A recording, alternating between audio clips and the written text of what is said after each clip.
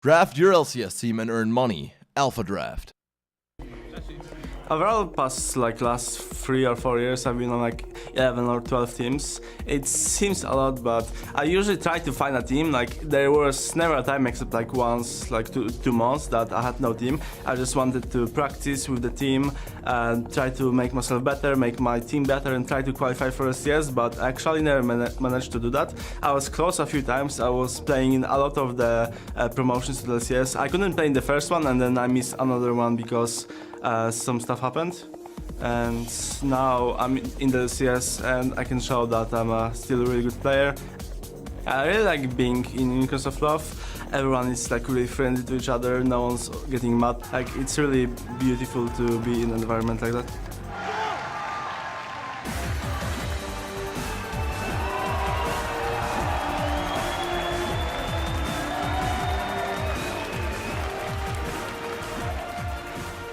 That is one of the best things I've ever Oh, seen. that was beautiful. Fantastic. And there's always so many Unicorns fans in the audience, especially here in Berlin. They love them. Yeah, and welcome back here to the LCS in Berlin, where the Unicorns of Love are about to face MeetYourMakers. That is our final match of the day.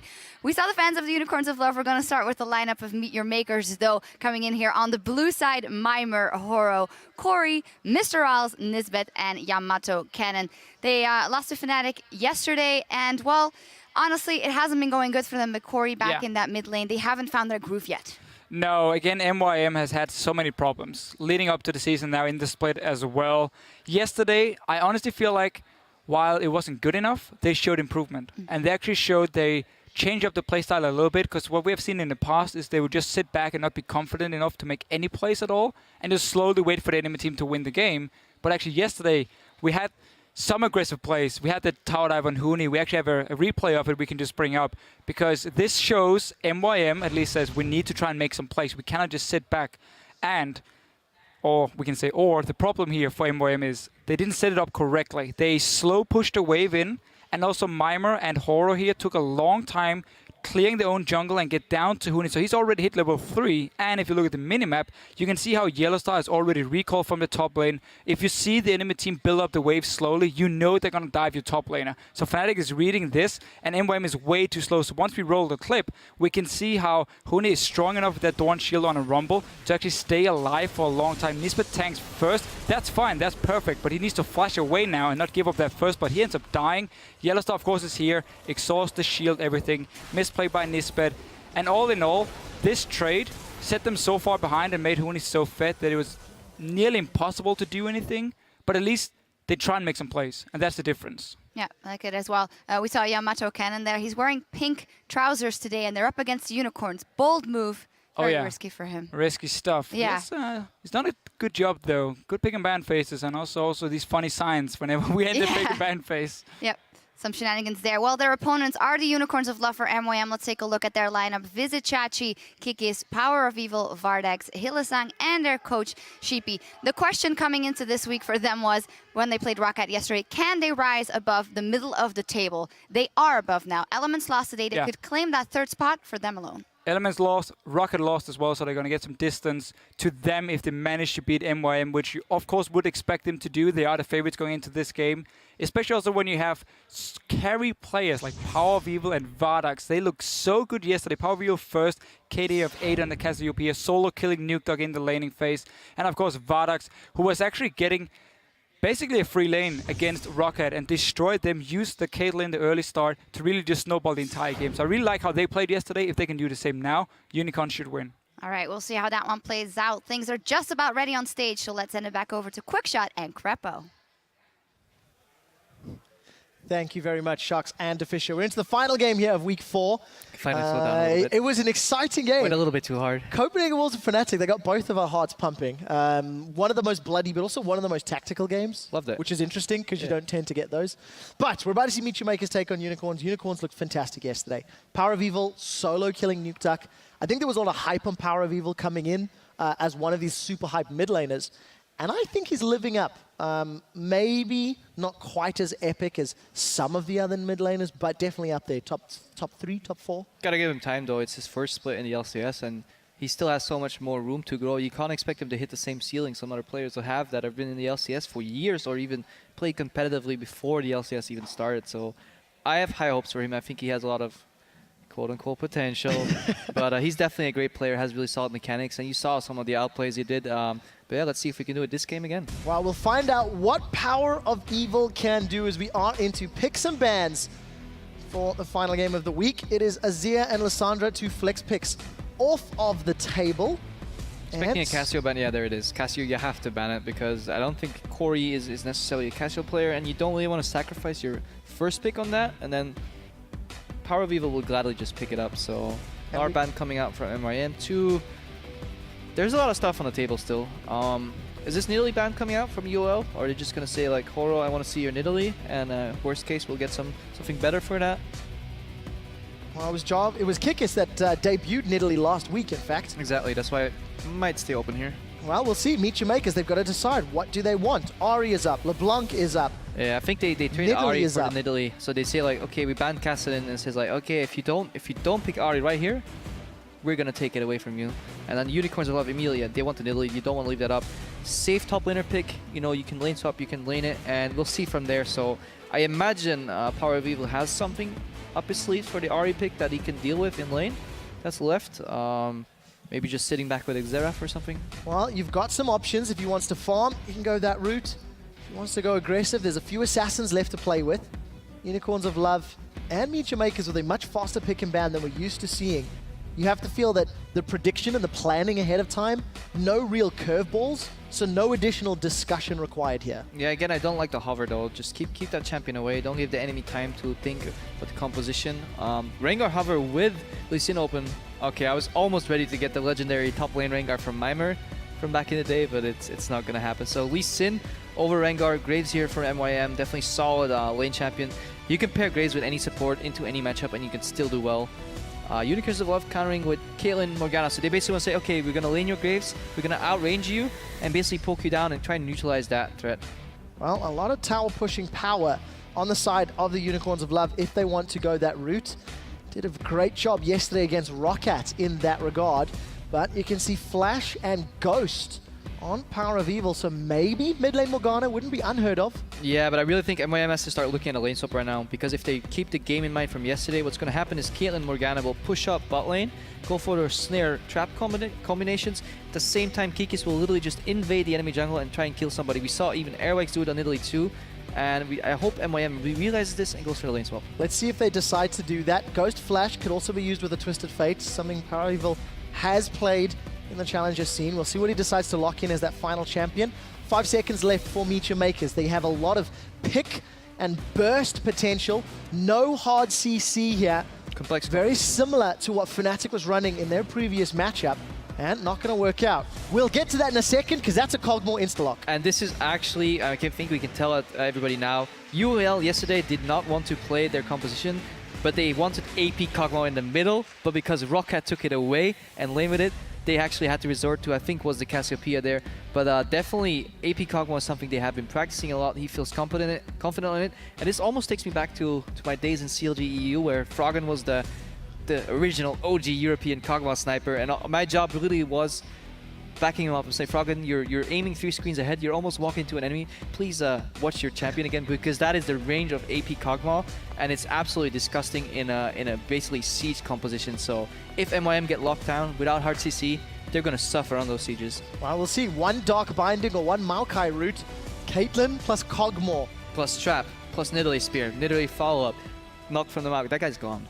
So that's it. We've seen a sniper composition put on the table from the Unicorns of Love. And we'll have to see if MeetYourMakers can come out of this laning phase even or ahead, because if they don't, it's scary. And Fnatic, they had the advantage that their main engage component was Rengar, and he's invisible. Basically, what this means is Horo will have to be as invisible as he can on Lee Sin and sneak around people and try and insect them into the team, because other than that, they really have little engage. Ahri can charm, and Rumble can slow them down to land that charm easier, but other than that, it's going to be incredibly hard for MYM to engage unless they get really far ahead and they can push that advantage. Well, everybody at home, you've heard Crepo talk about the team comps. Is it MeetYourMakers or the Unicorns of Love that you feel will be coming out ahead? Hit us up on Twitter. Unicorns pulling out a new strategically diverse team comp, but I do like the addition of that Maokai with all of the range they've got to back it up. That is a great group. It is really good disengage, and basically it means it sends in Maokai as a sacrificial lamb. He pops his ulti, people do less damage against you, and worst case you can black shield and him, he can survive for days. Even if you have to sack him, you kite backwards. UL wants to siege and poke, or kite backwards in fights. MYM kind of wants to blow those ultis and kind of hard engage, but they have a disengage in Janna, which is going to be useless, because Monsoon is not going to stop projectiles from flying in your face, so it's going to be incredibly tricky here. Yeah, and of course, if MYM are using all their cooldowns and spells and Vizichachi, Unicorns are going to be extremely happy with that particular strat. So, let's see how the lane swap plays out. You did talk about it fairly early on in picks and bans. With that Cogmore, are you still expecting the same? Yeah, but I don't think when it comes out, I don't know if UOL is calling the prediction swap.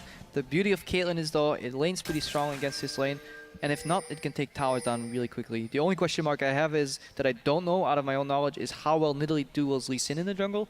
Because if Lee Sin is a pretty good duelist, especially if he gets the red smite item, and then he can definitely start dueling Nidalee down, and then if she doesn't get that advantage, she can't show up from behind the lanes, you know? But it doesn't look like UOL is initiating a lane swap here. Well, we'll have to see how they decide to play that one out. What we do know from Kikis' Nidalee is when he ran it last week in week 3, he managed to pick up first blood very, very quickly and very early on against Lulix, managing to punish them. So we'll see if he can do that same level of early game pressure and if he can catch Horo out. I think it comes down to the surprise factor. So land that hunted and get the damage. Rawless and Nisbeth here with the Ignite on Janna. They're doing a camp early. End up abandoning that camp even then to try and punish. Yeah, Nisbeth's moving up to check if the blue buff's being done here. So I don't think he can stop him. This means a potential 3 buff from EOL. Potentially if MYM were to start at the red side, but MYM starting at the blue side. So everything is bang on even here. But let's see if this works. MYM call off guard here. I think they expected a 2v2 lane. So it did not manage to work out for them. Corey's going to sidestep the Dark Binding thanks to the movement speed buff on that Orb of Deception. And Corey going back to a tried and true champion. He's played an exceptional amount of Ahri in the course of last year and this year. He picked Jace into Xerath yesterday. Did well enough. Had a decent individual performance, but unfortunately those botched tower dives that Defisher was talking about cost MeetYourMakers against Fnatic. Let's see how the early game plays out. No more engaged tower diving champions for Nisbeth. So yeah, MYM is basically being frozen in the top lane. So Caitlyn is not taking towers immediately. She's letting the lane push back, and they're putting Hylissang on a roam. Nidalee's not really invading anybody, so she can't really catch anybody off guard. I think this is a decent start for MYM. I would like them to see the push the bottom lane in quicker, because now they have the risk of not being able to pull off the 4-man dive. We see Hylissang coming down with his top laner, Vizichachi. They're going to soak up this experience. This wave should have been in 2 waves ago and bounce back to match the freeze, because Vizichachi is going to get a lot of experience here, absolutely for free. So, very nice play from UOL, managing to punish the slower play of MeetYourMakers.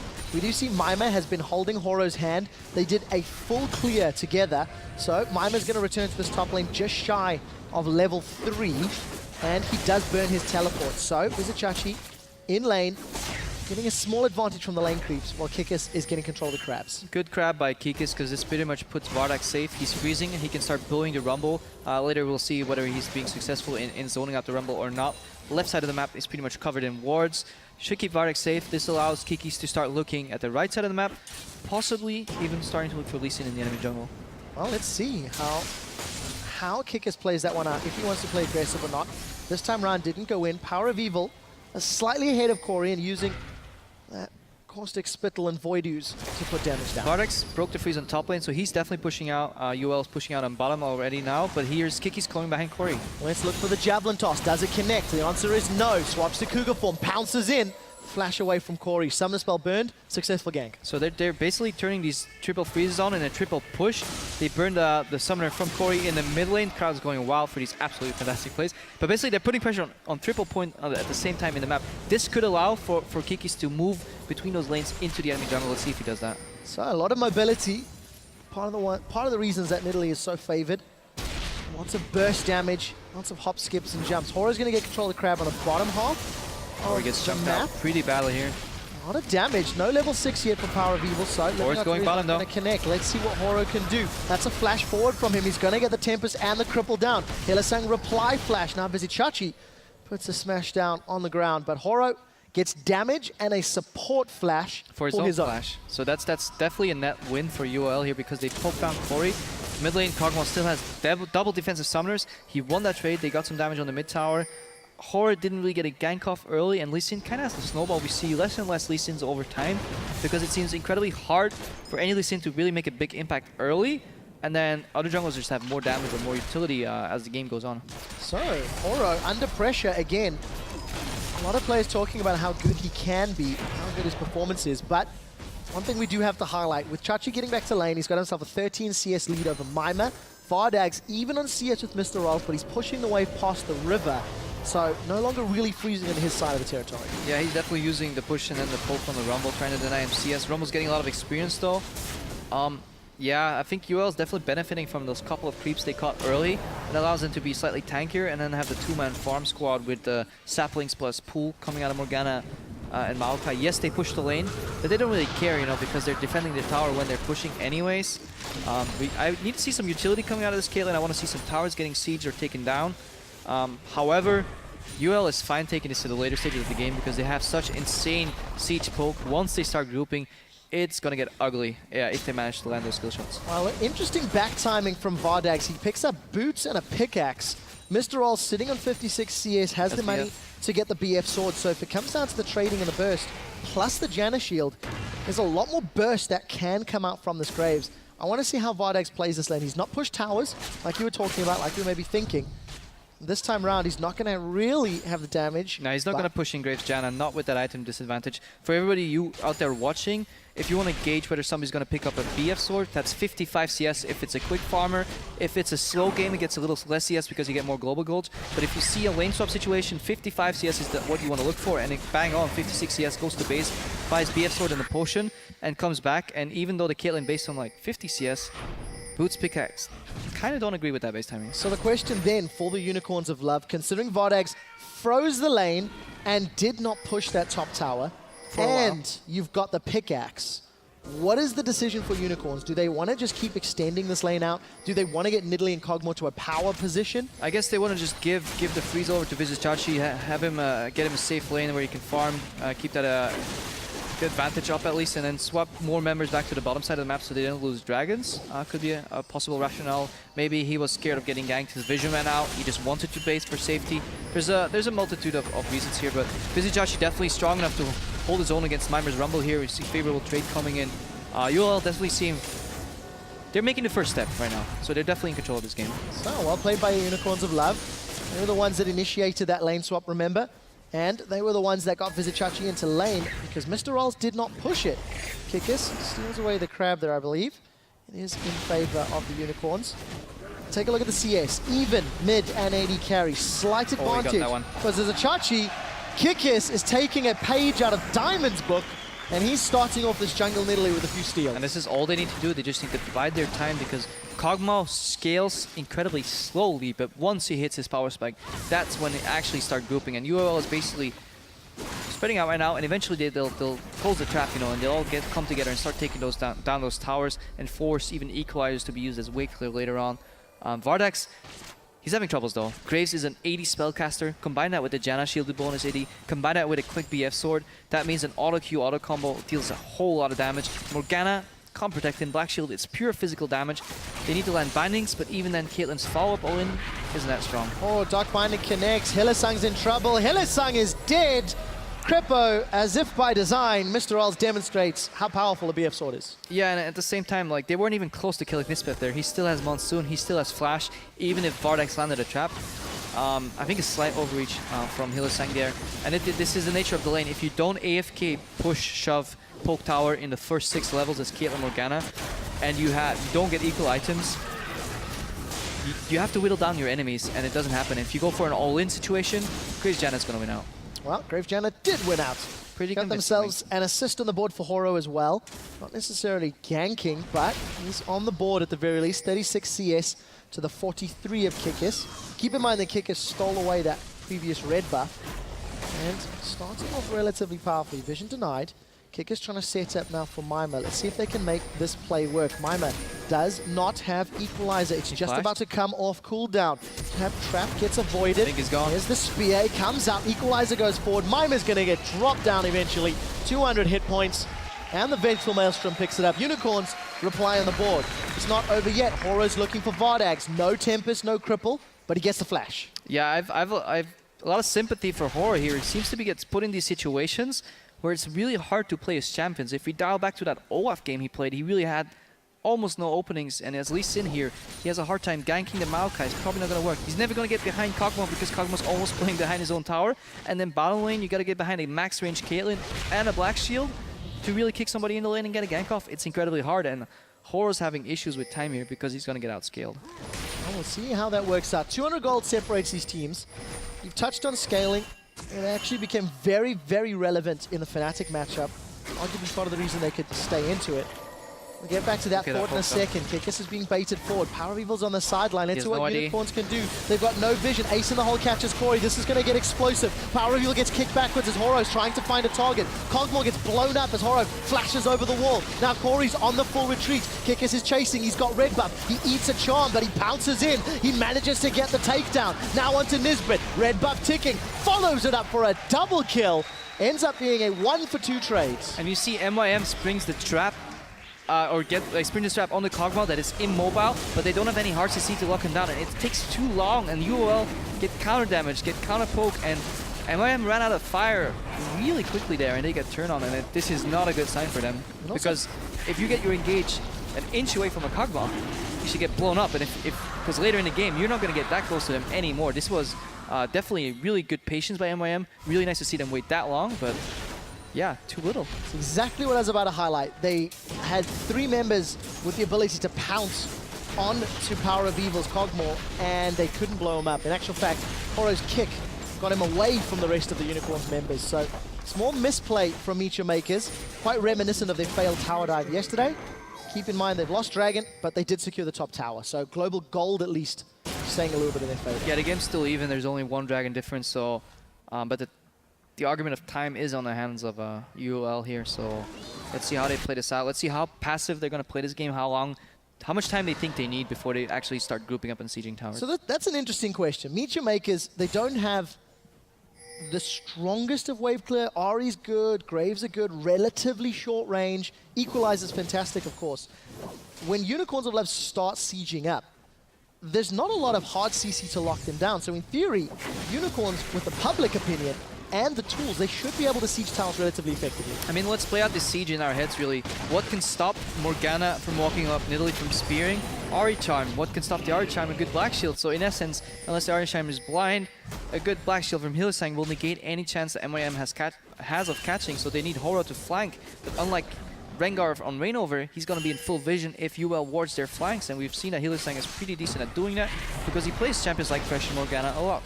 Well, Hylissang manages to land that Dark Binding and Nisbet, and we'll see how well they ward up their flanks. You can see Kikis setting up towards this middle lane. Actual role reversals. Unicorns of Love now holding positions in the river, where MYM were a moment or 2 ago. I feel sorry for Nisbet because he's stuck on Janna, but it seems incredibly hard to play this champion into this lineup, because Monsoon is essentially useless, because you will not disengage any of those champions unless you knock the support Morgana out of her ultimate, and then she's basically becoming a shield bot really, and then a heal for potential like nullifying some poke. But it definitely, they're missing a component. Imagine if that was a Thresh, you know, immediately that sieging from UOL will become a lot harder. There's more catch potential. You know, 1 hook followed up by a Rumble ultimate, and suddenly, you know, you start catching them out. But they definitely lack the catch, and let's see if they they're going to complete for it. So take a look at the vision. Both above and below the middle lane, Unicorns of Love have wards.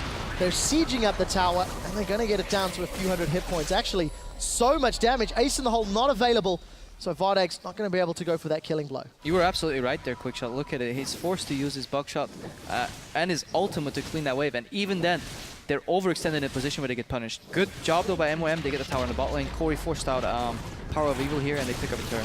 So let's see, they should end up trading 1 for 1. What more do Unicorns want, or what more can they take? Teleport not available for Vizicachi. Keep that in mind. Timer is down, and Unicorns instead focusing on this top lane. Yeah, they're basically making an obvious rotation to force Rumble away, to say like, okay, I don't care if you know, I just want that tower down. You know, you can walk away, we'll let you live, we'll catch you another time, but we're gonna get this tower. And a lot of weight right now is on Corey. He has to play the side lanes while his team somehow managed to survive, and he's put on a timer. He has only as much time as it takes for UOL to take down a tower to assassinate somebody on a side lane, because grouping will not help him. Well, let's take a look at this. Unicorns of Love, 4 members up in the top lane. Equalizer from Mima just to clear the wave. Charm goes wide. Mima is down and Kikis pounces away. Unicorns on the inner turret, MYM on the middle turret. This was almost the best case scenario for MYM. Racing tower for tower is okay, but then Kog'Maw walks in and his E plus R combos are enough to clean that entire wave, and it forces MYM to back off and try and hold that tier 2 tower. But you see the power of chain projectiles, you know, and it makes it a lot easier. You know, it's target practice almost when Maokai uses W, then the spears and the binds are really easy, so they only need one Maokai Twisted Advance or one Dark Banding from Morgana to connect, and they can layer on the CC one after the other. And all that damage coming out from the Caitlyn. Eventually, once Power of Evil joins the fight, we're going to see all of that burst from javelins, from all of the range. So we do see Unicorns of Love slowly pulling ahead. 700 gold. They're down on towers. It is 2 versus 3. But their comp still scaling, still growing. That ticking time bomb you keep talking about. Yeah, UL just has to plan ahead though. If they ever get caught out or flanked, they have the risk of getting immediately blown up. So they want to already start warding for this dragon that's coming up in 1 minute and 20 seconds. It seems very far away, but if you want to play the Vision game correct, depending on what composition you have, you know, if you have a Blitzkrieg comp, you don't really care about Vision. You can walk in with a Poke Siege comp. You want that Vision nice and early. You want to punish people trying to contest your Vision, and ideally you want your pink wards in the brush and not outside of them. Now we need to see how MYM play around the Dragon Pits. Despite the power that Graves and Rumble can offer, if they're on an objective and they take some of those ranged skill shots, all of a sudden the risk of dying goes up a whole lot. Unicorns of Love, they're looking for Horo. Yeah, they got the deep vision in the jungle. This basically isolates the tier 1 tower on the bot lane. Again, they don't care that they're spotted. They're like, walk away. I'm just going to take your tower, then I'm going to rotate back into Dragon. Mimer backed up from the top lane, so there's no additional pressure on their tier 2 towers. And now they can decide, do they siege a tier 2 at risk of being flanked, or do you go back to the Dragon? Well, with all of the vision in the red buff area of MYM, the decision for Unicorns has been to go for the inner turret. Look at your mini-map. MeetYourMakers trying to come into play. Collateral damage is down. It did not put a lot of pain. The charm doesn't connect, and Corey's in retreat. That was a wasted Spirit Rush, and that flank definitely not effective. And now they're even zoned out of their base, so they're at risk of losing a tier 2 tower. At any given point, UL can back off and go for that dragon that's spawning in exactly 2 seconds from now. Well, let's see what they can do. Ace in the hole comes out, Living Artillery connects. Mr. Riles forced out of the fight. The Equalizer setting a back line for the Unicorns of Love. They've started to peel away. Tower is not down. Power of Evil takes some turret shots before he's forced to retreat. Mima is going to be the first one. That's a massive shot from Vardex as Hillisang is using the Soul Shackles to zone MeetYourMakers away. Piltover Peacemaker after Living Artillery forces Corey to flash. 1-for-1, Unicorn still on the tower. Yeah, and I just want to highlight how well Vizicachi played that fight. If we get a replay later, I want you to watch what he does, what his position is, and what his zone control does for his team, and how UL actually even overstayed ever so slightly. So, Unicorns of Love are going to peel backwards. They're going to be able to get the Dragon. They got 3 towers from Absolutely that previous insane push. They should be able to secure the Dragon relatively uncontested. And hopefully we will catch a replay of that bottom lane fight. Unicorns now with a noticeable lead. 2 Dragons, 4,000 gold. Mimer TP'd in though. They're trying to clean up the crew before they buy their items because they're going to get absolutely even much stronger. Well, they're not going to be able to do too much. They should be able to get some pressure on this middle lane.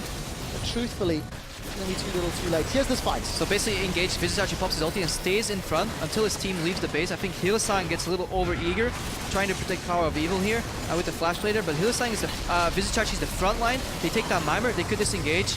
They go for the absolute win, you know. They want the victory here already, but definitely he's such a sturdy frontliner, and that's what you need in a Poke Siege comp. You need that one guy that can stay and take the hits, walk into the skill shots, and defend your really squishy, you know, sniper backline, and just evacuate them. Well, it worked. Power of Evil had that black shield on, and he managed to get out cleanly. Javelin toss just wide of Nisbet, and Unicorns, you know, really demonstrating a great level of team play and communication because they really executed the invade, the kite, that whole pressure on the bottom lane was just great decision making. Yeah, they had one moment where it came down to outplaying each other when MYM flanked them, but MYM did not synchronize their Equalizer with Spirit Rush, with Charm, and once that double threats, like only one of the shots is used, that immediately makes it so much easier for UL to play. They were at risk of getting flanked if MYM used all their spells immediately, but they didn't. And yeah, props to all the people on UL for landing their binding. Like Hillsang's Morgana is pretty impressive. He lands a lot of bindings. His hooks on Thresh are really impressive as well. So let's see if MYM can claw back into this game. Well, going to be very difficult. They are 3,000 gold down. It's 20 minutes on the clock. Mr. Ral's actually taking the hit with the dash. And you see Unicorn securing the tower. Quick draws into that shot. Mr. Ral's backs away. Again, low. Unicorn sieging up. We're 20 minutes into the game. They're onto their second inhibitor turret. And all of that poke is just oppressive. Yeah, and the problem is they need Ahri to flank around, and they need Lee Sin to flank around, but they need Ahri in the mid for the wave clear. At the same time, they need to dodge spears, bindings, built over Peacemakers, Caitlyn ultimate, like everything they need to dodge, and somehow clear that wave. Look at Rawls, he steps forwards to punch the wave, but it's one after the other. Beautiful bind by Hillsang, and they're suffering right now. And they're rotating down bottom. It's an open inhibitor. There's not even power to save them. This is getting really hard for MYM. Mr. Ralls needs to go back to tap dance school and learn how to do a two-step because he simply cannot afford eating those skill like shots. A 4-step almost. A 400 step. Needs Right. to dodge everything. Here they go. Equalizer is out. Kikis gets a black shield popped. He is down. Collateral damage. You don't need to dance when you got a shotgun. We do see Mima out in the background. Chachi still on the front line as the inhibitor will get secured by the Unicorns of Love. They've lost one. Hashtag worth. Yeah, and they use the charm. Here's Power Reveal going in and kills Corey. Corey is out. Caustic Spittle plus Living Artillery. It's not over yet as Vizichachi keeps Horo in place. Unicorns are looking for more targets. They lost Javelins, but they've still got everything else to throw at MYM. And they even land the one targeted CC that they have. It's the charm. They take down one guy, but they lose the rest of the fight. And you see they're running out of steam. They're running out of crowd control. They're running out of damage. They're running out of time. MeetYourMakers simply have not had the laning phase that they needed to, and Power of Evil has got that Archangels completed. Infinity Edge almost Phantom Dancer for Fardags. Here's the replay. Yeah, you see just how tanky Vizichachi is. He doesn't have to care at all. He can just go in anywhere. I think we found your answer, Quick Shot, to your question. Why did he go back top? He just wanted the soul lane. You know, he wanted more experience, more items. He wanted to get tanky, and he's like, just come on, hit me. Hit me one more time, guys, because I'm just going to take all your skill shots while my team just absolutely tears you apart. Let's see what Hillsang can do. Nisbet and Horo jumping onto him. He can die. Horo with at least a I know how that feels. small play. Just one more ward. One more before we base. Just a little more vision, and then suddenly Listen's cake goes through your back shield. But didn't burn his flash. Didn't matter really too much. They're not losing any objectives. They're not really losing any crucial vision. His wards are still down. He's going to walk out of the base, start the vision game again, and UL can start sieging again. Well, they've got all the tools available. Needlessly large rod now picked up for Power of Evil. Again, looking to spam. Again, looking to control the range. Top wave pushing in the Unicorn's favor as super minions in the bottom lane. Still fairly early for Baron. There's not a lot of armor. There's actually not a lot of armor at all on the side of Unicorn. So it is early enough for Delusion of Baron though, and that's enough, you know. One spear, one bind, one punished face check. They only have one blue trinket on MYM's side to stop them. They still have a tier 2 tower to play around with. You saw Corey initiate the split push, but he has to base. They need him at this tower. Well, take a look at how difficult it is for MeetYourMakers to clear that wave. 1.5, 2 waves worth of minions, and Unicorns of Love take off about a third of that turret's HP. Look at your minimap right now. Oracle's picked up by Hillsang. He absolutely only cares about the flank vision. That's his job. Launching binds, placing black shields, getting vision on the flank, and denying any potential vision for MYM. So everybody's locked into a 5v5 under this tower, and look what's happening. So much damage. Kickers hanging out on the side, throwing those javelins. You contrast the wave clear from MYM in comparison to Fnatic in the last game. MYM just cannot sit at the towers. And look what Horror's doing. He's trying to flank. I see 1 ward, 2 ward, 3 wards, 4 wards, and he's absolutely spotted. You know, unless you're a blind monk yourself, you're definitely going to see him coming. Unicorns are definitely not blind monks this game, and they're punishing Horo's blind monk. Equalizer goes out. They put some damage under Power of Evil. Chachi is falling back. You can see that Vengeful Maelstrom reducing the collateral damage, and the damage in reply is better from Unicorns of Love. Monsoon used just for the sustain, and the siege is on. Collateral damage and Equalizer are gone. This means they have nothing left. They just only have their basic spells. They don't have any ultimates left, and full HP UL squad right here. The tier 2 tower is going down. Look at your little box in the bottom of the camera there. that's going down, and the Nexus Tower they can turn to Baron. UL in complete control of this game. Yeah, 25 minutes. They've got a Nexus turret shortly about to fall. Unicorn, 5-man siege squad in the top lane. This is the artillery sniper composition. They got themselves a 4,000 gold lead, and they're knocking on MYM's door. Yeah, and I just have to commend them for their patience, because it's a fine line you're dancing between overreaching to get caught and underreaching to not get enough towers in enough time and getting potentially engaged on. And they're definitely dancing that line very well, and they're using, like, they're landing their spells, you know, bindings are landing, spears are landing. Again, another bind from Hylissang connected, they're following up, and Corey takes so much damage. Ace in the hole wasn't available. Chachi was tanking up the laser for a while, but Corey managed to get away thanks to the Spur Rush. Now Horo, he's looking for kickers. He wants to find a kill. He eats a Dark Binding. Now Unicorns of Love are trying to set up. Hylissang has thrown the Soul Shackles out. He's in reply. Take a look at the Super Minions. They're back on the Nexus turrets.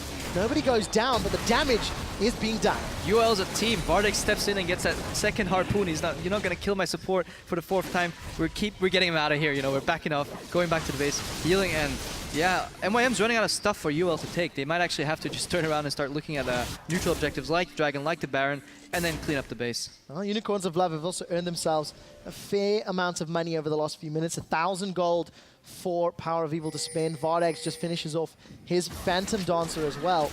All different sizable. Look at that top lane. You know, over to, you know, what's a 1,500, 1,600 gold. Now that is scary difficult. However, Mr. Rolls has got himself a nice CS advantage, hence the lead. But the waves have always been pushing into him, and his collateral damage is the only wave. Yeah, I tried highlighting that when we saw the Forgiven replay in the other game. You know, if you're using your buckshot and your abilities on waves on the minions and not the enemies, it doesn't matter how fed you are, because you're not going to kill them. You know, if your duty is wave clear, then you're wasting your advantage. But there's no other option for him. So UL is playing this annoying game that reminds me of back in the time of CLG EU, where you leave your opponents no other option than to roll over and die, and it's extremely satisfying for me to watch. Incredibly boring for the crowd, but I'm loving it. Not at all.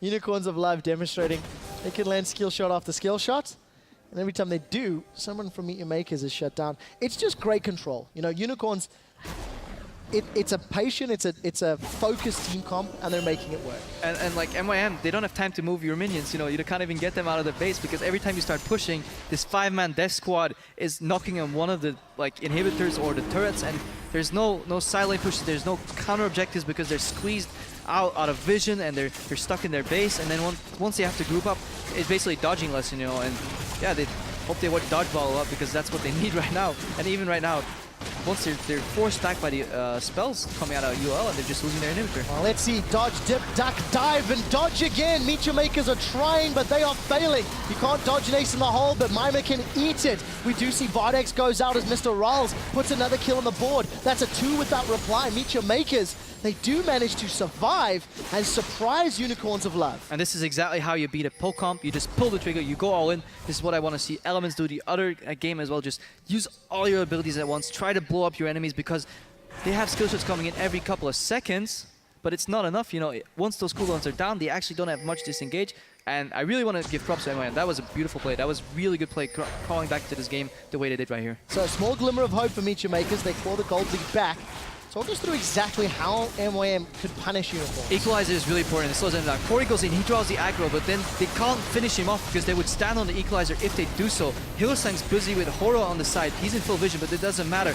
Mimer blocks the ace in the hole, and he manages to flash out right at the last moment. So everybody uses as much damage as they can, and look who's untouched. In the middle of all that, Rallas, the 80 spellcaster that can finally use his spells on enemies instead of minions. And this is really smart play by MYM. They just need to use everything at once, leave no room for counterplay. You can survive one bind, you can survive one spear, you can survive maybe a couple pokes from Kog'Maw, and in that time frame, you really have to annihilate your opposition, because the longer the fight lasts, the more poke you eat. So the big difference between that last bottom lane fight and the inhibitor fight, MYM as a team, as a unit, committing together, and that's what made it work for them. We need to see if they can find that again. They've got their spells up. They also got a lot of farm, a lot of gold. It's still only 2,500 that separates. Yeah, it shows that they're adapting though. Remember, go back to that flank we were discussing earlier. They spread out their damage. That's why it failed. They learned. Now they used everything together. They said, okay guys, 3, 2, 1, let's go. Let's just try and screw them over, and it worked for them. But now they're fighting for vision. Let's see if UL takes a little more soul approach, a little more wards, a little more poke before they start hitting objectives. But eventually, you can build up against Poke though. You can get tanky enough that Poke doesn't matter that much anymore, and that's where MYM can actually still come back in this game. And very important to note that Mr. L's picked himself up that Quicksilver Sash. You can also see Mikhail's Crucible on the side of Nisbet, so got some tools to play with. MeetYourMakers, they're actually pushing out the waves. We caught in the picture-in-picture a moment ago. They were knocking on the middle inner turret. They pushed top lane a couple of times.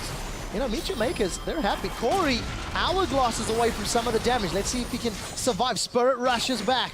Gonna continue running for his life. Living Artillery in the side lane. Vizichachi looking for an engage. Can he find someone? Good side The step. answer is no. Yeah, this is definitely the risk. You know, one bind is all it takes for you to get blown up, but as long as you don't lose your tower from it, you can go heal and then just try again. And really, we need to look at Corey and we need to look at Mimer right now. Can they synergize their abilities to just immediately blow one target up? Well, there's no Corey yet. He's still healing on the fountain. 50% of the tower is down. Mimer did eat a Dark Binding. He's lost 50% of his hit points. Hourglass is available. Now the inhibitor's being focused. Corey's going to rejoin. Oro on the side lanes. Let's see where the equalizer comes out. Unicorns lost the last fight that started this way, but they seem to have slightly more control and more options in the middle lane. They really want to wait for that Spirit Rush. That's exactly what they need, and UL knows that, so they really want that inhibitor before they get caught again. So, going to be able to secure this one. Horo's backed off into his base. Spirit Rush is shortly available. And you can see that Mimer's holding onto his equalizer as well. Unicorns, they're going to play with fire if they go into this bottom lane. I would like to see an Aegis on the side of MYM though. They really need more magic resistance, but Hylissang is landing bind after bind, and again on Wallace, forcing the QSS and the counter rumble ulti. Equalizer is out. Vardex gets kicked to safety. Horo's on the front line. We do see Unicorns of Blood losing two more. Obliterated. Mr. Rolls and Corey untouched in that fight. They continue to push forward, and Unicorns again lose 2 members on the bottom lane. There is super minions pouring into the middle. Let's see what Chachi can do. The spear gets dodged thanks to the Hourglass. Teleport coming up from Mimer. He cancels it to get the cooldown, and Unicorns losing team fights. And while we were maybe talking about the Aegis being a better pickup, all the other itemization is so smart. Against the Pokemon, once you get caught, you want them to overreach for you. How do you do that? Zonias and QSS. Wallace gets hit by a bind, immediately QSS is out, people overreach. Mimer reads that situation perfectly, and he does the counter engage with Equalizer. Here it's coming again. Look at that bind. Hylissang yet again, another one, but instant QSS. People get caught off guard. Look at that Equalizer. Everybody is forced to flash. The threat of Oro as well. And now look at the bottom, what Wallace and Corey do to UOL right now. So much damage onto Vardex and Hylissang. Because again, all of those spells are stacked up. Crepo, it's what you were saying MeetYourMakers need to do. They are threading a very fine needle, because they've now got super minions in the middle lane, but they are winning team fights. They are showing when Unicorns are sieging, it's not as safe as it was in the opening 20 minutes. Yeah, Pokecoms have a timer on them, because eventually people get too tanky and you get caught too easily. So I definitely want to say props to MOM. You know, they defended for quite a long time. They didn't lose an inhibitor, and that's really important, because then the split pushing can be played into objectives around Baron. Look at their wards as well. They don't really care about that 4th dragon that's gone down. They start having to care about 5th dragon, but even then, what's really important is this dragon, because this Baron rather, because that's when split push becomes even easier. He can peel off and start pushing in side lanes and split MYM up, and MYM needs all their members together to basically wombo all in UOL. Well, Mimer's no teleport available. He's just recalled. Inhibitor may be down before he can actually join this fight. Unicorns, they've peeled away. Inhibitor on the bottom lane down to a few hundred hit points, but they're still really sticking dangerous around. For both teams, really. UL can get absolutely obliterated yet again, but if they get this inhibitor, they can basically start rotating around the map and get that Baron, and they can close out the game. Really important. So all of the damage onto Horo, he's not going to be able to flank like he's been able to. A couple more auto attacks. Kikis moves into range. Vardex takes it down. Super minions just in from the middle lane, and now they'll be pouring in from the bottom lane. Do Unicorns siege top, or do they think Baron? It's tricky to say. I imagine they go for Baron and 5th Dragon, but look, while they're on a timer and their poke is becoming less efficient, they have 4 dragons and they have the means to clean out the entire Baron pit worth of vision. And then it gets even harder for MYM, because they have to face check into spears, binds, and worst case Vizichachi just volunteers and just CCs them for a while until they get the Baron. However, they have a pretty slow Baron, I would reckon. Nah, they have actually a pretty decent Baron. Caitlyn's pretty quick at it, Kog'Maw's pretty quick at it, and so is Nidalee. Well, we'll see what they decide to do. Hylissang just move forward. Dark Binding sidestep by Bad spot to fight though. Equalizer could be great here. They're zoned out actually. Really smart play by MYM. They're zoning them to the left. If you want to fight us, you have to come through a chokehold, choke point rather, on an Equalizer. So we'll see what Unicorns do. Chachi thinking about going through. There's a little bit of wave clear. Luckily, Power of Evil has got extensive range on that living artillery, which means MYM, despite their good positioning, are unable to get damage in the tower. And look at the minimap. Super minions and regular minions making their way closer and closer to MeetYourMakers' base. And Hillisang, he's caught out. Black Shield will keep him alive a few seconds longer. He does manage to survive. Dark Binding does not connect, and Hillisang barely escapes with his life. Very vital engage by MYM because the Unicorns lose the pressure here, and this allows Mimer to go down and deal with that bot lane. Imagine if they wouldn't get caught there, they just hold on for a couple more seconds, suddenly they can translate their pressure into a Baron bait because Mimer is forced to move all the way down. This basically, that push and this move release all the pressure, resets the situations, and they need to do that once or twice. You can see the lines on the inhibitor indicating when it respawns. If that line goes all the way around, that inhibitor will respawn, and then we're back at square one. So we'll see if MYM can reset the clock. They've dug deep again and again and again. And they are still even on gold. 35 minutes in, this sieging, poking, sniping, artillerying comp from Unicorns Love is slowing down. It's not had the same impact, but now it's Unicorns that may have position, but they don't have minions to play with. That's fine. They're basically telling MYM, guys, we're here already. Don't go mid, don't race us, because you're gonna lose your third inhibitor and the game at the same time. So they're pushing them back into their base, and once they're enclosing that base, they can sweep all the wards on their way out, and then you have multiple layers of dark vision behind each other that the MYM is forced to face check if it comes up for a Baron bait. So Unicorns of Love thinking a few steps ahead, using vision of their own champions to pull MYM. Horo again looking for the flank. He's got himself that Banshee's Veil along with his Hex Drinker and Sidestone. Not the tankiest of champions, but he's shown that he can get the kicks down when he needs to. 3-1 and 3. He's having issues flanking a lot, and that's really props to Hillisang for warding his flanks and telling the rest of his team where to ward exactly. You see that layer of Caitlyn traps? That's an additional zone they have. Nidalee traps. They're basically making it so MYM gets punished if they ever engage, and they want to catch them off. Here's Corey. Corey gets a charm down into Vardex. Collateral is up. Vardex is down. Now Mimer looking to Vizichachi. He's got the assistance of Horo. There's not a lot of mana left onto Kikis as we see Vizichachi hit backwards. Another 2 kills for MeetYourMakers, and Corey's been able to wave clear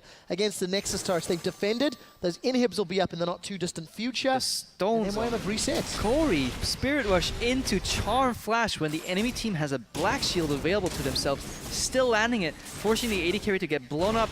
2 kills for MYM. This was an absolutely insane play, and I can't stress enough how important it was, because 1 more minute of this siege, the wards would have faded out, and they had to face like 3 layers of wards pretty much to get to the Baron and possibly even lose it. And now they might even pick up the Baron themselves. Well, they've started this one off. Kikis is close by, as is Power of Evil and Hillisang. Baron's going fairly low, as is Horo.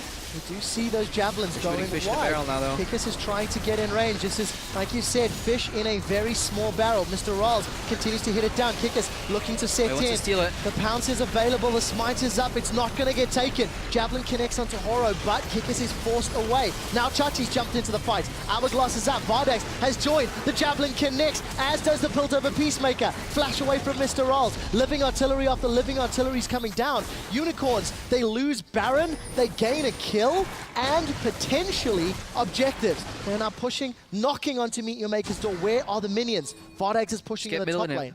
I think this is really, they're asking for a lot here. They want to backdoor that tower, but if they get that, all the inhibitors are exposed. They could be good for both teams here, depending on how they play it. Well, we need to see how Unicorns can play this one out. Horo is looking. Equalizer comes out. Now Unicorns in full retreat. Vizichachi is on the front line. He's keeping Horo down. The rest of the Unicorns are focusing him out. One more artillery from downtown. Power of Evil gets the kill. They've exposed the inhib, but the bottom lane has just respawned. There's no more supers. I think a little more patience on the Unicorn side would have been better. Look at Corey. He's spawning 5 seconds from now. That means they had the time to let that wave power on a little more. You know, bait the trigger on the MYM. But again, good timing on that equalizer. Good follow-up from Mr. Wallace. Even if they lost Horo, it doesn't matter because they equalize the situation. We gotta look at that dragon though. This is 5th dragon for UL. At the same time, 1st dragon for MYM. There's no bigger discrepancy compared to who gets and who loses dragon here. And at 40 minutes on the clock, that 6% AD and AP is actually now relevant. And denying the 5th buff is even more important. This is an incredibly big difference in opportunity cost when it comes to one team getting the buff and one team losing it. Crepo, MeetYourMakers are gaining confidence with each and every play, with each and every team fight. Unicorns of Love are unable to knock over those final dominoes in MeetYourMakers base, and we see Mr. Ralls, BT, Ayed, Shiv, Last Whisper, we see Mikhails, we see the makings of a Locket. MeetYourMakers have got all of the items they need to deal with the Unicorns of Love. Yeah, double Zhonya's, you know, that prevents the all-in. The Aegis really there. The Mikhails on top of the QSS. Hillsling's binds are becoming more useless over time, even if he lands them. It's an incredibly frustrating position for him to be in because he didn't get his Zhonya's himself. He can no longer flash in. It's really hard to itemize Zhonya's into double AP because it's counterintuitive, but it basically means that Hillsling will never in his life land an ultimate, so he's basically reduced to a shield and bind bot. And we saw earlier, Corey is so quick on the trigger that sometimes the Black Shield just arrive too late. Well, we'll see if he can keep that up for Corey, because as we have to keep pointing out, it's 3 towers to 9. If MeetYourMakers have one misplayed team fight, it's over. It's over, and that's the risk that MeetYourMakers have to deal with. They do have Baron empowered minions for a little while longer. Unicorns are sieging up. Look at Mimir and Horde. They have to start this fight, and then Wallace has to follow up.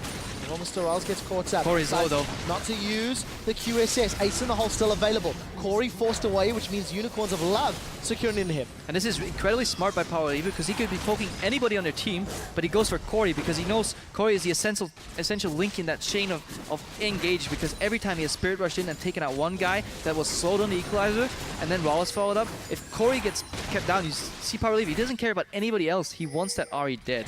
Let's see what Power of Evil's aim is like. Can he keep landing the poke? Can he live up to the European sniper legacy Pepper was talking about with regards to Froggen from all those years ago? Inhibitor being knocked on now by Unicorns of Love. Look for the living artillery. Mr. Rolls and Corey going low. Now it's Mr. Rolls that's forced out. Equalizer is decent but not great. I don't think MYM is late to the party. Look at and damage, no one can though. react. So much damage coming out from the Rumble ultimate there, especially due to that Liandis. You know, the afterburn is a lot more than people expect. Good bind, but does not follow have up. Hourglass. Let's see what happens. Collateral damage in the backline. Nothing's been stacked. It's Mimir that's down. Unicorns have a minute. This is so smart. They land the bind, but they don't commit on it because they know MYM will punish them, and they walk backwards. And we saw the same in Copenhagen Wolves. They kite backwards and bait MYM in overreaching, and now they might actually be able to finish this game. Hillsong went for the flash bind, did not find a target, but Unicorns do not care. They take another inhibitor and they turn their attention to the top lane, trying to get those double supers in both lanes. We need one more inhib, then we need a Baron buff, and then we can push in all the lanes at once. And this is the win condition for UL right now. But they're threading the needle. Needle is out of mana. Spells are coming back up. Spirit Rush on Ahri is halfway. You know, Rawls is incredibly strong, but they got the inhib. Vardag's able to take that one uncontested. Double super minions across all 3 lanes. Unicorns, they have danced, they've danced, they've danced. It didn't work for a small period of time, but at 42 minutes, this has to be the game-winning play. And this is the power of disengage, you know. Walk away from that Equalizer. Don't even try, you know. Even if you see a turn opportunity on one champion, don't take it. You know, don't greed for it, because MYM relies on their ultimates. Land that binding, and you saw. Rallis, he pulled the trigger. Corey, he pulled the trigger. But UL was smart this time. They said, no, okay, we bound you, but we can bind you again later, but you can only use your ultimates once. And that was the definitely fundamental difference. And now we're waiting on the second objectives. We're waiting on Baron, possibly Dragon to close out this game. Let's see if Unicorns of Love waits as well. 1 minute 50. Vision very scarce across the map. You know, earlier Unicorns had such great vision in MYM's jungle. MeetYourMakers also were able to reply with some decent deep wards. You can see there's some blue wards there around Dragon, though. It's a symptom of late game, though. Only the supports are left with a side stone. Okay, Lee Sin has one, but he can't even leave his base anymore. So it gets harder for UL. I don't like the lack of just green ward trinkets. I think they should buy those new fancy green ward trinkets that can stack wards in them and just ward up their flanks. Denying vision is not as important because one Oracles can sweep all the vision you need, and having those blue trinkets aren't as important because you can secure the vision with wards. Look at Horde, though. He might have found an opening. Well, we'll see if he decides to come through the lane. Gonna find some super minions to work with. Again, super minions in top, middle, and bottom. That's 3 of them to deal with. Just wait 30 more seconds. Wait for that top wave. Please, UOL, just take it patient, because you can blow the game here. Well, we'll see if Unicorns of Love do or do not. Super minions now onto the Nexus touch. Horo is coming in from behind, Crepo. He's Harengar now. He's no longer Lee Sin. MYM want the fight. Horo's looking. He's found Kickers. Kickers gets caught out. There's super minions in the middle. Is it enough, though? This is the question. Equalizer goes down. Nobody from MYM is following this one up. There's the flash. Simon's got the Flame Splitter. He throws down the Zonya's Hourglass, stays alive for a few moments longer. Pulls over Beastmaker, doesn't get the damage it wants as Fori dives in. Super Minions are on those Nexus turrets. Unicorns of Love want MeetYourMakers to fight them. The Nexus turrets are down, both of them. The Super Minions are on the base. It may be too much to ask because the Unicorns are pushing forward. Look for Vardags to start hitting the Nexus. We do see Unicorns backing away. There are so many Super Minions. Mr. Isles has 1,000,000,001 targets to focus. And all the pressure on so Zen. hard to deal with. This might be the game, quick shot. There's no wave clear left as Mima jumps in. He does get one. It's not enough. After 45 minutes, the Unicorns of Love pick up a win.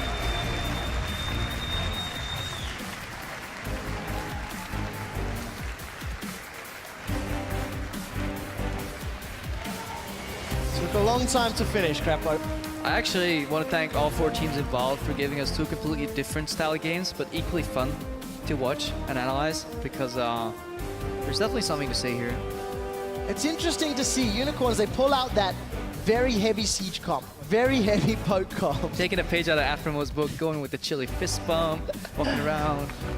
But for the Unicorns, I guess that was bound to happen one day. oh, that's pretty cool. That is really pretty cool. Can you even see through one of those masks where you're just extending your I hand? have no idea. I have no idea. But you know, for the Unicorns, it started well. The first 20 minutes, they were knocking on MYM's inhibitor turrets, but overstepping just a little bit, maybe riding the danger zone just a little too close, and allowing MYM to get those picks. I like seeing teams adapt in the middle of the game, you know. I really like how UOL learned that they were getting punished for poking a little bit too deep. I liked how MYM learned, okay, we got to flank. You could see the thought process, right? We got to flank. Flank didn't work. How do we do it better? Everything at once. Okay, and then eventually UOL learned, okay, what are we getting punished by? All-in engages. How do we do that? We bait them. Just walk backwards every time. Forward, a little back. Okay, they used one ulti. Forward, a little back. One more ulti. And eventually, you can poke again. If there's any stat to help signify just how important Power of Evil was to this team, I'm looking at the damage dealt to champions over the course of the game. Power of Evil in his Cogmore has got 43,000 damage dealt to champions, right? 43k. From Kikis, Visitchachi, and Vardags combined, they are below his damage to champions. For contrast, they've all hit about 12, 13k. Over on the other side of MYM, 23k, 29k, 28k. It was all about Power of Evil keeping the champions away, because it was up to Kikis and to Vardags to put the damage onto the towers. Yeah, there's a beauty to the composition where Voidus comes out and then you just slow them and you have a bind, you have a spear, you have a Kog'Maw ulti, a living artillery, everything one after the other. But then it has an innate weakness, which is the all-in counter engage, and MYM found that, you know, they found that, but I think they found it a little bit too late, and it's incredibly hard to play against Pokemon. However, if Unicorns of Love want to run this composition again, the next team will be infinitely more prepared for it, and they will have a lot harder time to deal with it because Pokecoms are incredibly telegraphed. Yeah, and you have to think the very last pick from MeetYourMakers was a Janna. Had that been a Leona, had that been something that could have gone more aggressive, it could have worked out in their favor, but it simply didn't happen this time. And I think this is where the failure of recognizing what the enemy's win conditions are and putting a counter to that. Janna does not stop that at all, but the next team that plays them, or even if MYM could do this draft again, I doubt they will pick Janna. They just tunnel vision, they see Graves, okay, they see the Caitlyn and the Morgana, they're thinking, okay, how do we beat that, you know, Spellcaster Graves, how do we buff that to go through Black Shield of the Morg? Okay, Janna, really smart idea, you know. Yeah.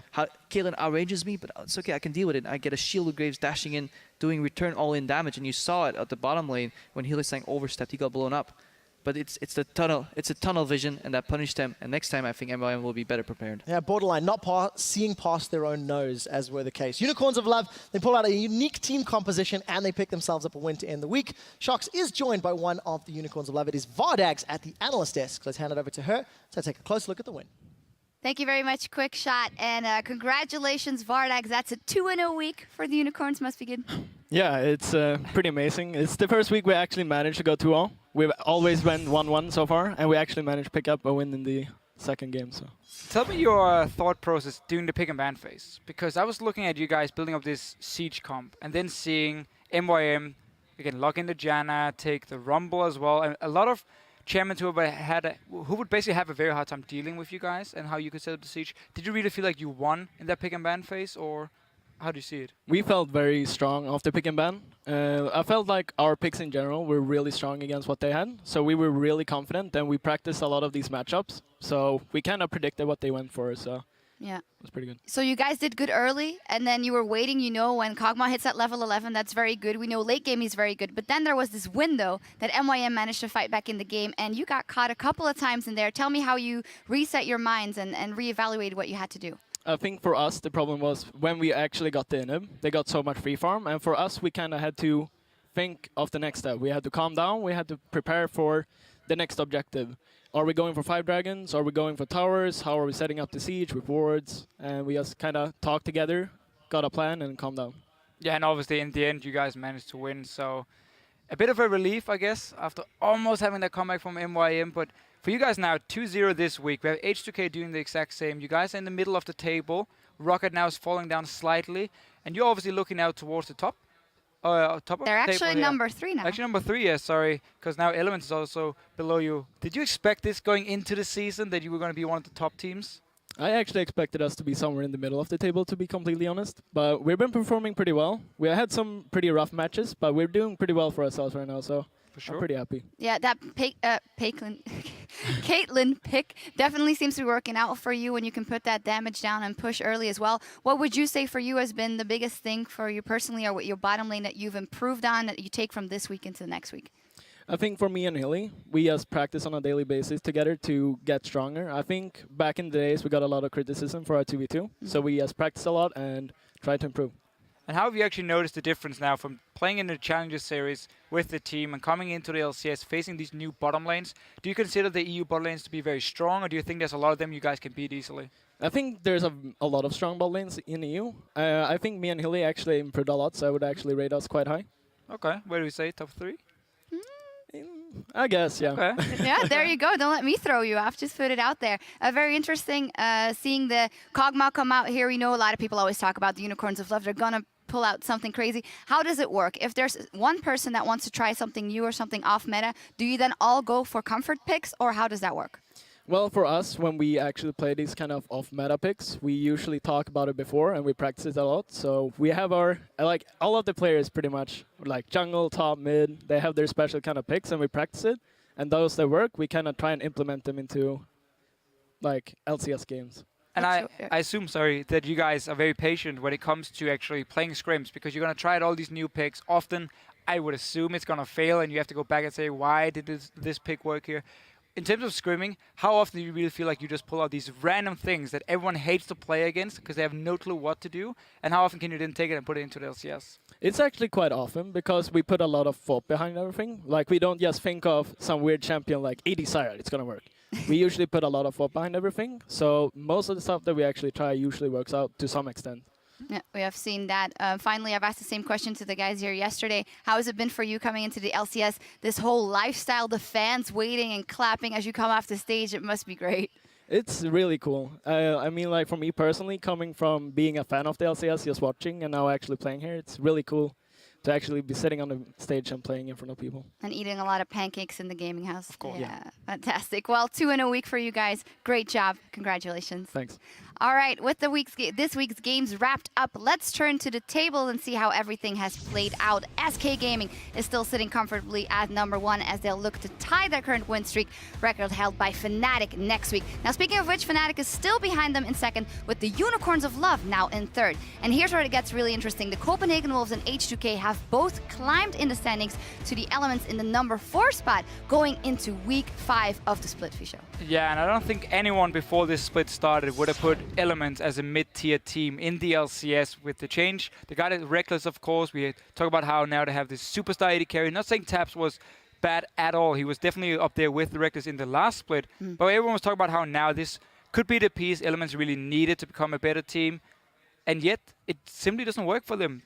The early game is way too bad, and if they don't really step it up, then again, teams like H2K and Unicorns of Love, they can just keep advancing forward in the standings. Yeah, if anything, it's just super interesting for us for as sure. a viewer to check in all that. Now, looking at individual performances, there was one player today who went absolutely mad with 10 kills, 10 assists, a triple kill, and only 2 deaths as Cassiopeia. Today's fantasy point leader is a Copenhagen Wolves' Soren with 41 points. We also got to talk to him here on the desk. Yeah. In great spirits on the Snake. Absolutely love to see him and Freeze be so happy after their win. And I love how Copenhagen have also now found a playstyle where we have 2 carries in Soren and Freeze, and we just built everything around them, and we trusted them to carry the late game. Yeah, let's hope they keep it up. At the end of the 50 players on stage this week, only 5 of them have earned the title of truly OP. The first one we like to point out is actually an entire team, H2K as a team, stepping up 7.9, Team KDA, and just they got their target, they got their early pick, and they drove it home. Average game time, 30 minutes here. Both the wins were very, very convincingly for H2K. And I really love how the new shot calling seems to have made them so aggressive and so coordinated after just 1 week with Kasing coming in as the new support. And obviously we know Oduamne loves to make these aggressive calls. Yeah, good for them as we see them playing out. Then number 2, we can't go without mentioning anyone from SK Gaming. This one for me, it's Freddy122. Just so consistent, and Azir is a nightmare. Every single game Freddy will perform. Last week he did it against Elements. Now he got Azir again. Another standout performance from him. He's so hard to shut down because the guy is so smart as well. He's expecting every single gang towards him. So we saw Copenhagen Wolves try and shut him down. Didn't work. We saw again today. You try to shut down Freddy. Nope, it's not going to happen. He's going to get all the farm he wants. Yeah, our third OP player this week is Diamond. 603 is Nidalee in an upset over Elements. 2 in a week for Gambit. Just, I want to stay away from saying Diamond is back. He's just, you know, they're all stepping up for his team, and he's being a crucial element for that. Exactly. He stole a lot of objectives here. We saw the Smite and Spear combination from him, and it was just his performance against Elements, how he was kiting around on this Nidalee here, constantly just being a pain for them to deal with. And in the end, fantastic score, didn't even die. All right, and then the next one coming in here as our OP this week is Power of Evil, 9-2 and 8 in 2 games. Fantastic performance on Kog'Maw and on Cassiopeia. Yeah, Trevor talked about how much damage he did in the last game here, and of course yesterday, solo killing Nuketook. We see it here, punishing him for actually mispositioning, going back to the tower.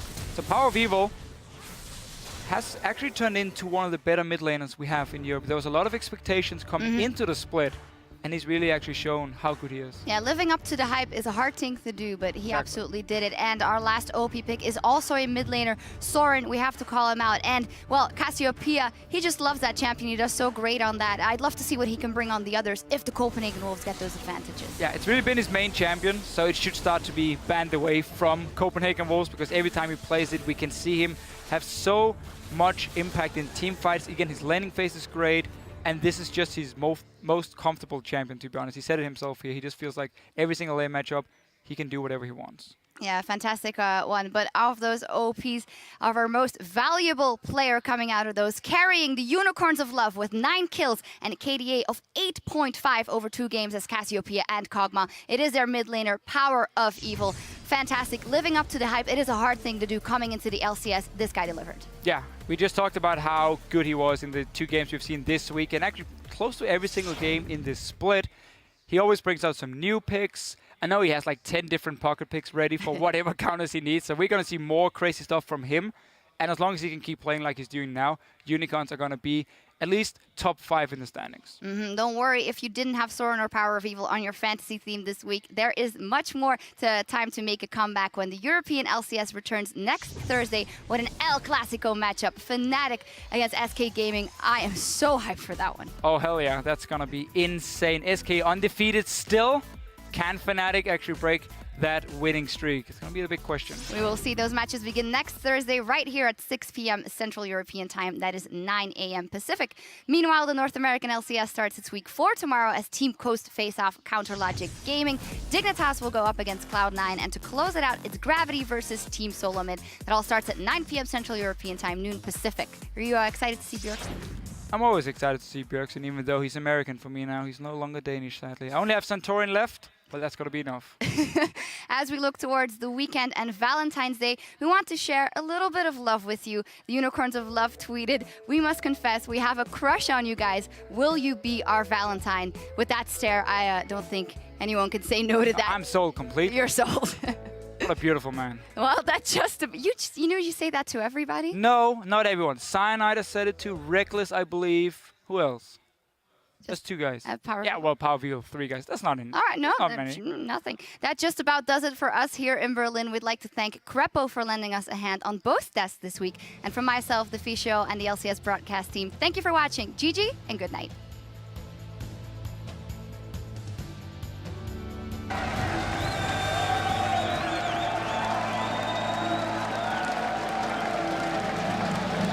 How fast these kills are going. Goodbye. Jankos, Woolite running back to Fountain, staying alive. What a great week for them. I think he's going to, gets the dunk off, and meanwhile, Forgiven as well. Forgiven. Whoa, my goodness. How did he make the outplay? He's going to go down. Forgiven.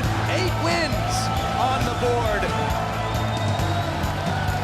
The Baron goes down. Diamond was able to grab it. Nif. Gambit Gaming, destroy Element. Go. Corki. I get 3 skills there. Oh my god. Good job, man. Nice! The Copenhagen Wolves go huge. I'd like to take this opportunity to welcome Mitch Crepo Forcepros to the caster desk. You've worked so hard on the analyst desk for so long, we figured we'd give you a shot to casting on the show. Just couldn't miss me, could you? No, of course not, not after this morning. Power of Evil takes some turret shots before he's forced to retreat. Mima is going to be the first one. That's a massive shot from Vardek. The Unicorns of Love pick up a win.